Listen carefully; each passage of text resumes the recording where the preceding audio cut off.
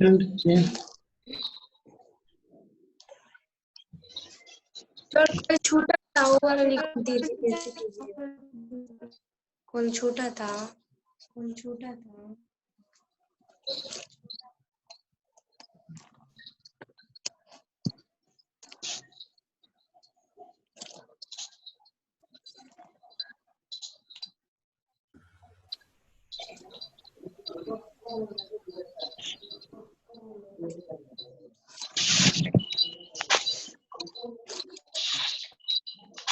लिखना शुरू कीजिए आप लोग।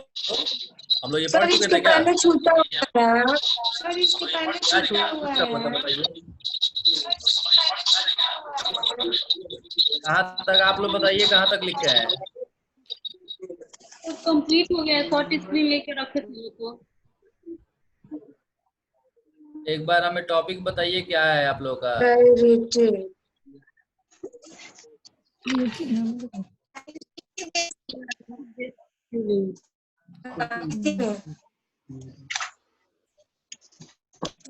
प्रायोरिटी बेस्ड शेड्यूलिंग हमको लिखना था, इससे पहले हम लोग पढ़ चुके थे। Shortage of first scheduling.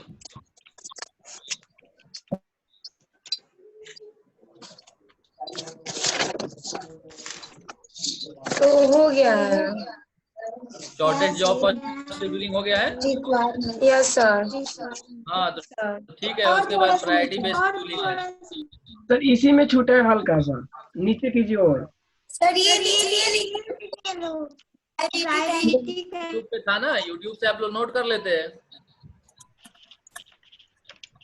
Ji sir YouTube से नोट हो जाएगा सर आगे। यूट्यूब पे था वो, आप नोट कर लीजिएगा। आज नया टॉपिक शुरू कर रहे हैं हम। ओके, लिखना शुरू कीजिए आप लोग। ठीक है सर।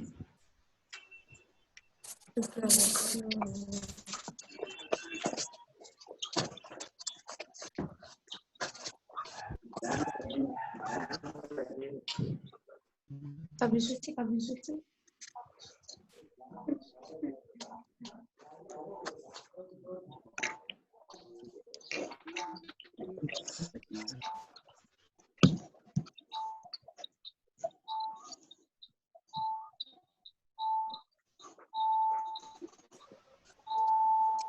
सर, चेंज कीजिए सर। सर ये हो गया है। सबको दिखाई दे रहा है? Yes sir. Yes sir. लिखिए आप लोग जितनी जल्दी हो सके।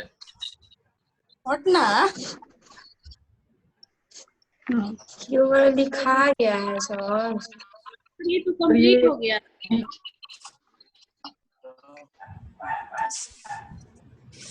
इसका हल्का सा नीचे छूटा था 2-3 लाइन, बाकी सब ऊपर का।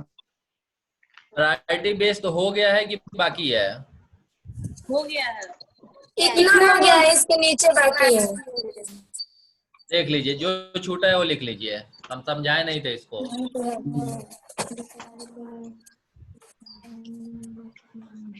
जो हो चुका है कोई बात नहीं है, जो छूटा है उसको नोट कर लीजिए ताकि हम इसको आगे बढ़े समझाएं।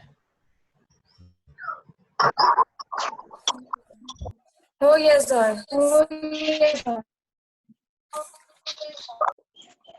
Okay,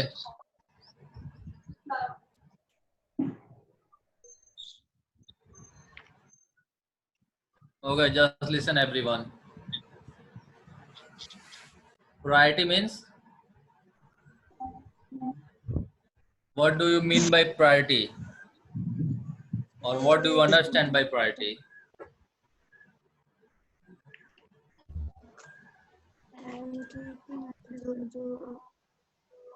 Suppose you are doing some work, and during that work process a new work came to you to process. Then what you have to do? If the new work is more important than the earlier work, it means you will give priority on the new work in comparison to last one. Okay. Priority means महत्व देना, महत्व. Priority based scheduling, this is the process of CPU in operating system. Priority scheduling is a method. Actual में ये एक method है of scheduling process. Scheduling process में या scheduling process का बेस्ड ऑन प्रायोरिटी, जो कि किस पे आधारित है? प्रायोरिटी पे आधारित है, यानी महत्व देने के आधार पे आधारित है. इन दिस मेथड, इस मेथड में the scheduler select the task to work as per the priority. Scheduler, एक नाम आ रहा है शेड्यूलर. सीपीयू के अंदर शेड्यूलर भी होता है जिसका काम होता है एक एक काम को शेड्यूल करना ताकि वन बाय वन वो प्रोसेस हो सके. तो इस मेथड में शेड्यूलर सेलेक्ट करता है उन टास्क को जिनकी प्रायोरिटी ज्यादा होती है. इसका मतलब जो पहले प्रोसेस करना होता है उस टास्क को शेड्यूलर सेलेक्ट करता है और सबसे पहले प्रोसेस करा देता है. Priority scheduling also help OS to involve priority assignment. Priority scheduling मदद भी करता है ओएस को टू इन्वॉल्व करने के लिए प्रायोरिटी असाइनमेंट, यानी कि कौन सा काम जो है उसको प्रायोरिटी भी असाइन कर दिया जाए. यानी कि सपोज कीजिए 5 काम आए हैं तो प्रायोरिटी कौन असाइन करेगा? ओएस. तो ओएस के लिए ये काम है कि प्रायोरिटी असाइन कर देगा. तो शेड्यूलर उस जिस काम पे प्रायोरिटी असाइन की गई है कि वो पहले करना है, शेड्यूलर उसको पहले पिक करेगा और पहले प्रोसेस करेगा. The processes with higher priority should be carried out first. जिस प्रोसेस पे प्रायोरिटी हाई होगी यानी सबसे पहले करना होगा, वो सबसे पहले आएगा और वो सबसे पहले होना चाहिए. Whereas jobs with equal priority are carried out on a round robin और FCFS. सपोज कीजिए कि दो प्रोसेसेस आए हैं, दोनों प्रोसेस की प्रायोरिटी सेम है, यानी कोई ना पीछे है ना आगे है, दोनों बराबर प्रायोरिटी में है. तो first come first serve basis पे जो पहले आया है वो पहले प्रोसेस हो जाएगा, जो बाद में आया है वो बाद में प्रोसेस होगा, या राउंड रोबिन के आधार पे होगा. यानी कि राउंड रोबिन एक सीक्वेंस होता है कि पहले ये होगा, उसके बाद ये होगा, उसके बाद ये होगा. 1 by 1 जो होता है उसको कहते हैं round robin. Priority can be decided based on memory requirements, time requirements, etc. Priority can be decided. Priority कैसे डिसाइड होगा कि कौन सा प्रोसेस पहले करना है? ये बेस्ड है किस पे? मेमोरी रिक्वायरमेंट्स पे. किसको मेमोरी ज्यादा चाहिए? अगर किसी एक साथ दो प्रोसेस आए हैं, पहला प्रोसेस जो आया है उसको मेमोरी ज्यादा चाहिए, जबकि दूसरा जो प्रोसेस है वो कम मेमोरी लेके प्रोसेस हो जाएगा, तो प्रायोरिटी सेकंड प्रोसेस को मिल जाएगा कि सेकंड प्रोसेस को कम मेमोरी चाहिए और सिस्टम में कम मेमोरी अवेलेबल है. Okay, any doubt?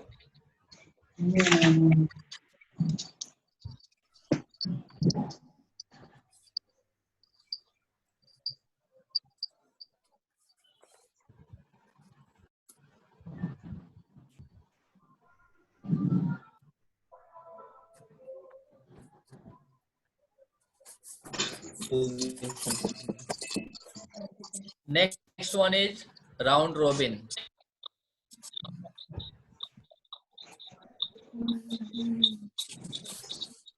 Take a less time to write and write quickly. Come time लीजिए और जल्दी जल्दी लिखिए.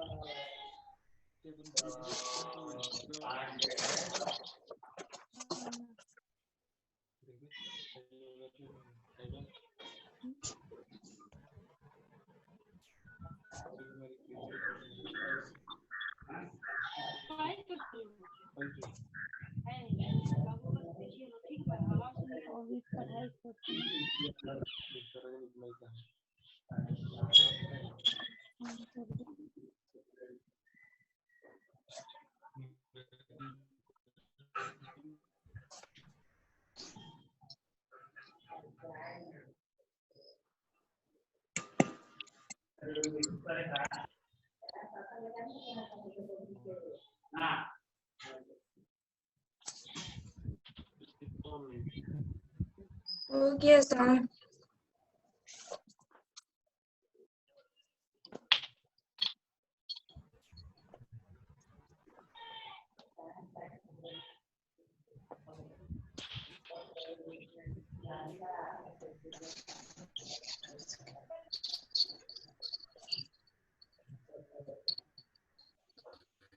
हल्का ऊपर सर।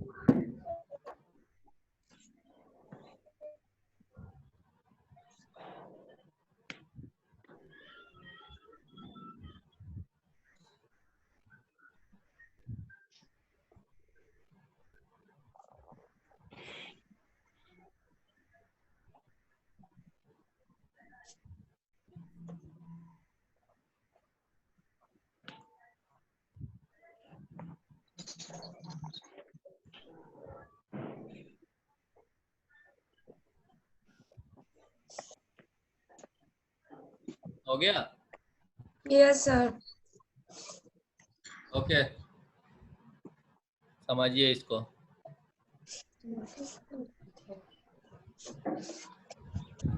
राउंड रोबिन का मतलब क्या समझते हैं? सर आवाज नहीं आ रहा है। राउंड रोबिन का क्या मतलब समझते हैं? जैसे राउंड मालूम है राउंड रोबिन किसको कहते हैं? Yes sir.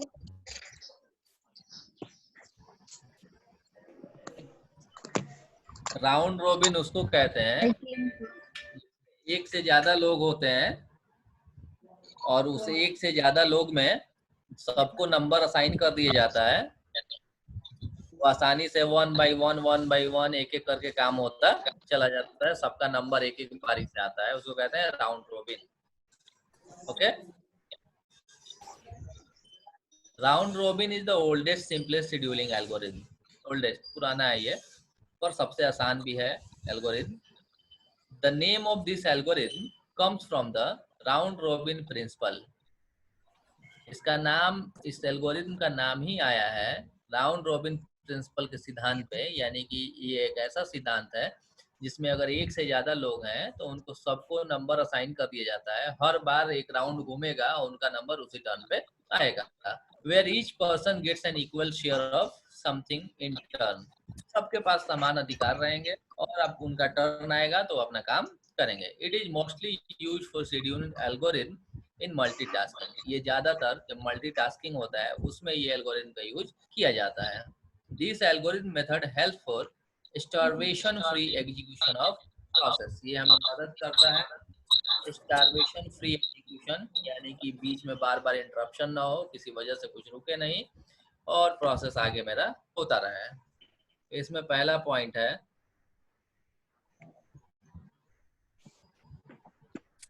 A fixed time is allotted to each process.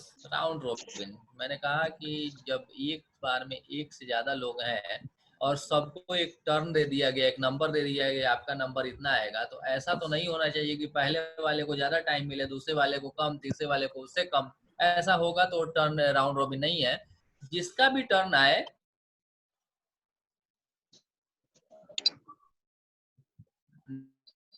Number वो टाइम उतना ही उसको असाइन किया जाए, उतना ही मिले। तो ये सभी प्रोसेस को एग्जीक्यूशन, जिसको हम क्वांटम कहते हैं, एग्जीक्यूशन के लिए। The next point is once a process is executed for given time period, अगर प्रोसेस दिए हुए टाइम में शुरू हो गया, process is preempted and other process executes for given time period। अगर मान के चलिए किसी प्रोसेस को टाइम दिया है 2 मिनट में, 2 मिनट के अंदर में वो अगर खत्म हो गया तो अगला प्रोसेस को भी 2 मिनट टाइम तुरंत मिल जाएगा। अगर वो भी पहले 2 मिनट के अंदर में खत्म हो गया तो ठीक है, नहीं तो 2 मिनट में वो काम किया तो ठीक है, 2 मिनट से आगे वो नहीं जा पाएगा, फिर थर्ड प्रोसेस शुरू हो जाएगा। Okay, context switching is used to save states of preempted process। context switching, एक switching का मतलब हुआ तुरंत वहां एक चीज खत्म हो तो दूसरा चीज पहुंच जाना। तो context switching is used to save states, ये अवस्था को सेव करने के लिए, वो preempted process जिसमें प्रोसेस पहले से खाली हो उसको कहते हैं। ठीक है, तो preempted में आ गया ये, preempted पहले से खाली हो। Now the next one is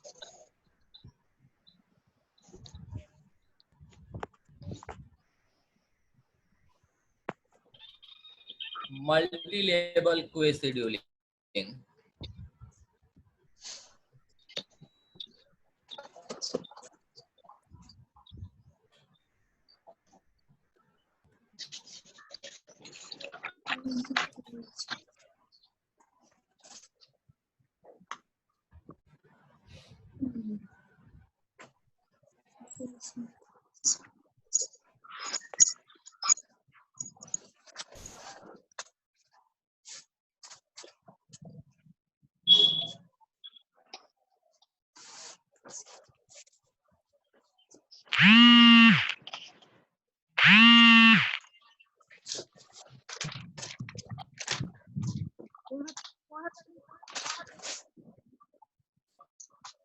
पढ़ता नहीं अभी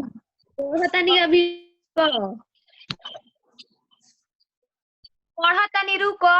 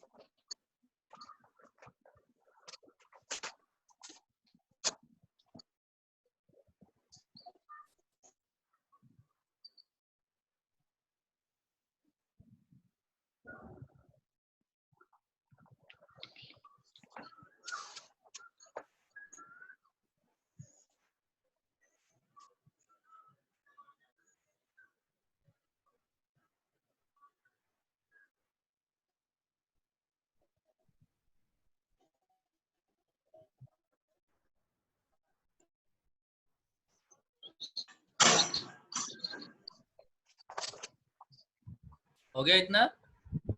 यस सर।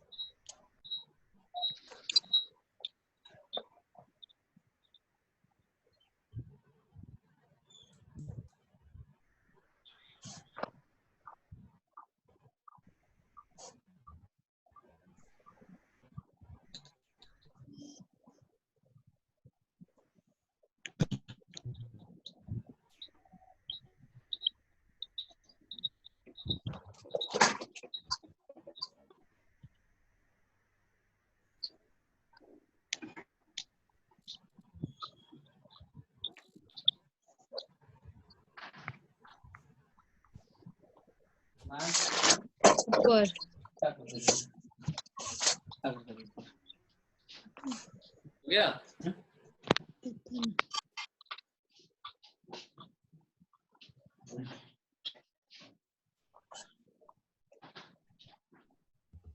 यस सर, हो गया।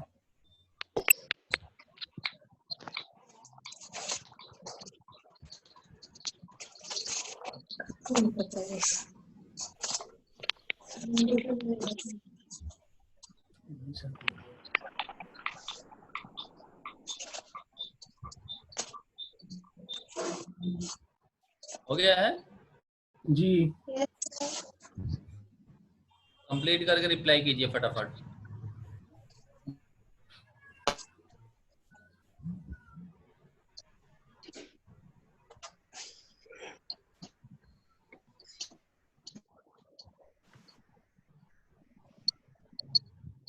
हो गया sir complete.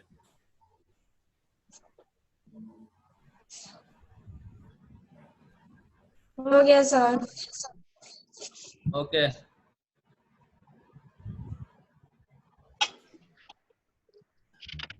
Multi-level queue scheduling. Multi-level means more than one level. Queue line scheduling. ये भी एक तरह का scheduling है। Multi-level queue scheduling algorithm partition the ready queue into several separate queue. Do you know about the ready queue?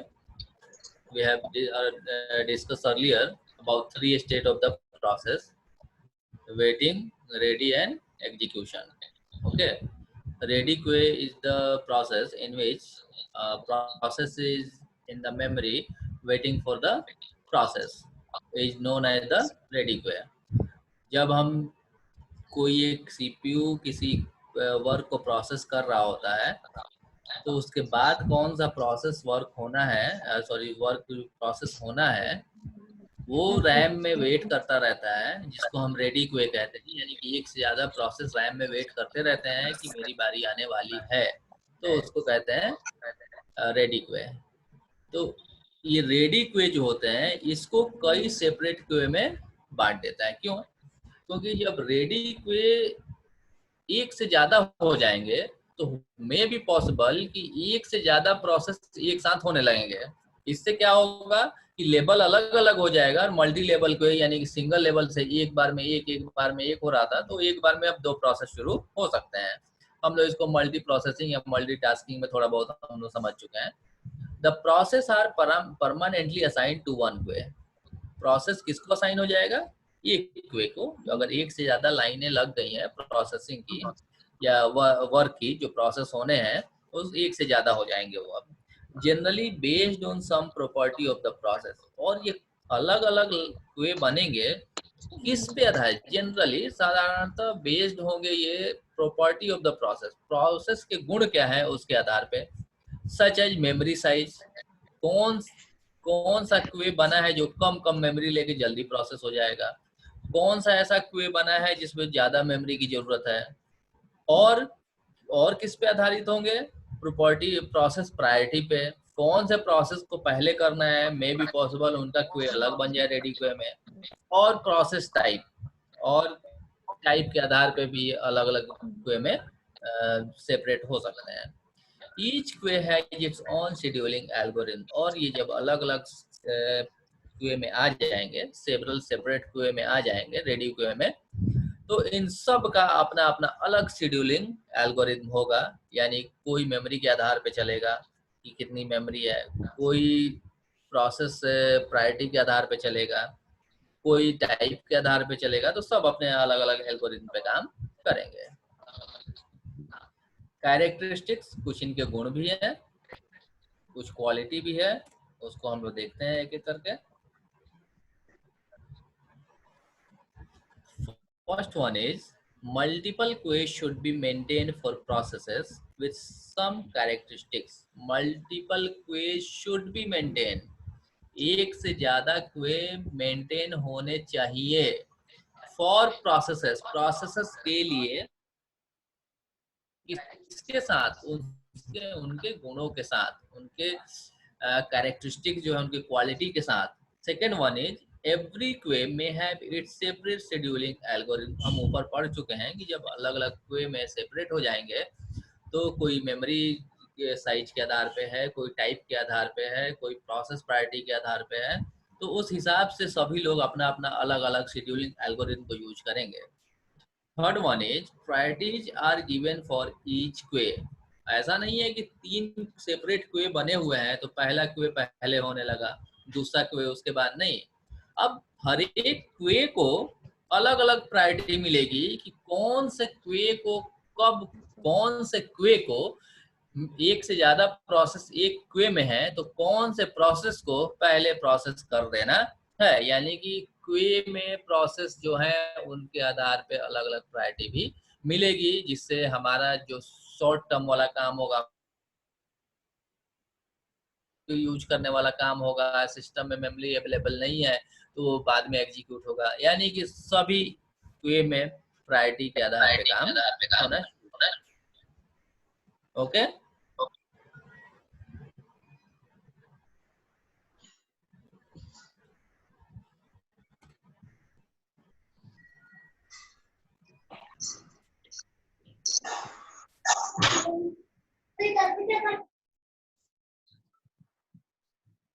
I think first section is complete. Now we'll go for the second section. Okay, and in the second section the first topic is the first point is memory management.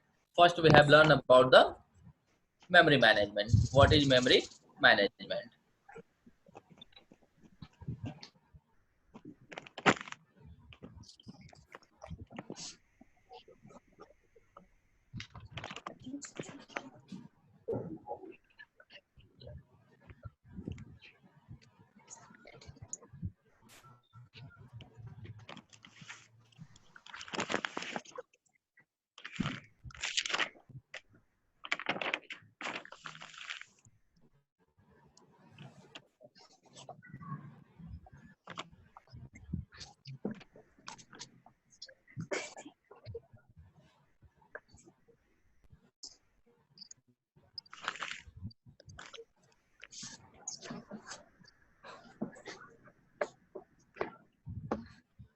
Now we have only less than 8-minute times.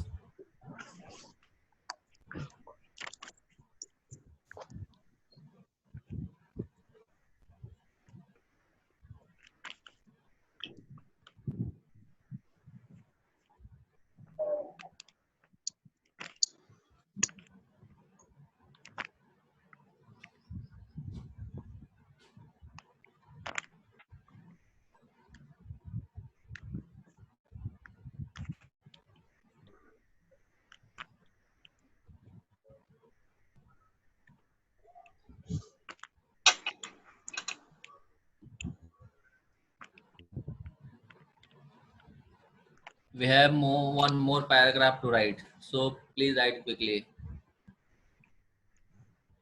This paragraph is not enough to understand.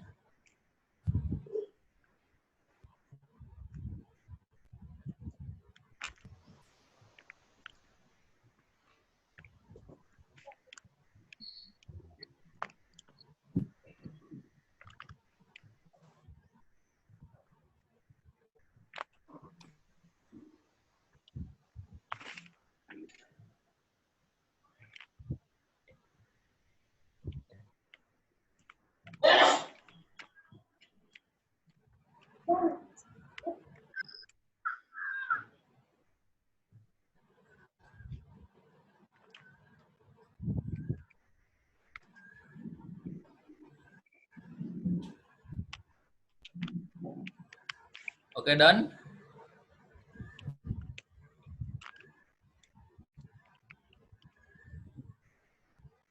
हो गया sir.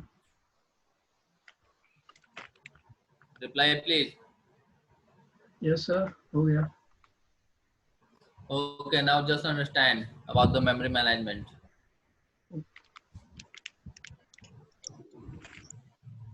Okay, listen.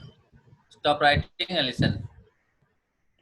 Memory management is the functionality of an operating system which handles or manages primary memory and move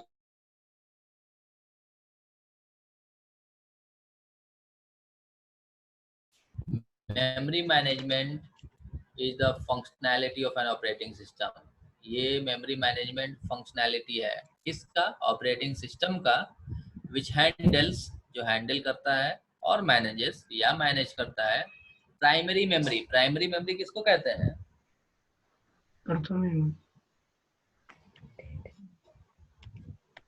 किसको कहते हैं primary memory? RAM को sir. RAM को। And moves processes back and forth.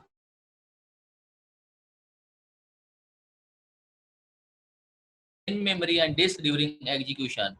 Main memory और disk के बीच में जब एग्जीक्यूशन हो रहा होता है तो ये प्राइमरी मेमोरी में प्रोसेस को पीछे की तरफ या आगे की तरफ मूव करता रहता है। Okay. Memory management keeps track of each and every memory location. Memory management उन सभी memory location का ट्रैक यानी हिसाब किताब कीप ट्रैक रखता है, हिसाब किताब रखता है जितने memory में processes चल रहे होते हैं, regardless of either it is allocated to some process or it is free. चाहे memory किसी को assign की गई हो और उस assign की हुई memory के द्वारा कोई process चल रहा हो या उसका हिसाब भी रखता है या कोई मेमोरी फ्री ही क्यों ना हो उसका भी हिसाब मेमोरी मैनेजमेंट के पास रहता है। Okay,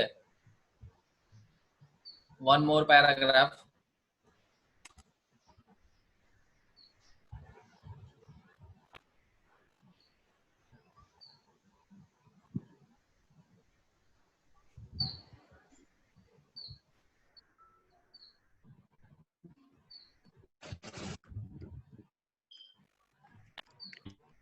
I think same, both are same. Wait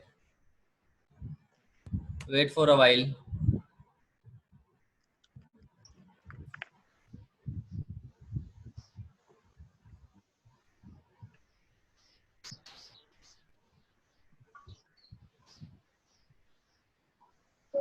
Now right, there is another one.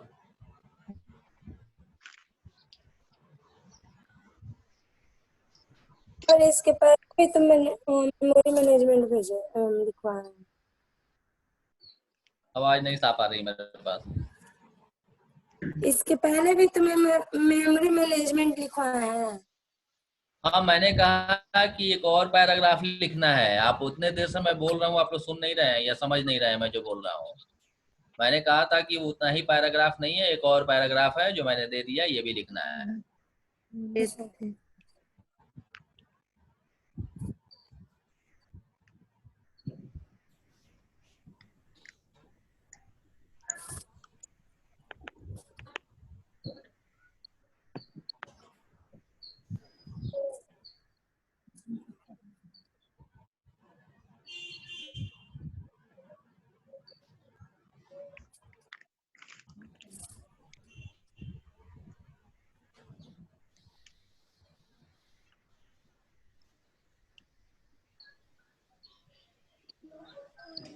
Now we have less than 2 minutes time.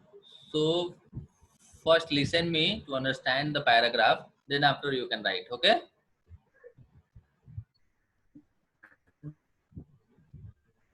Are you getting me?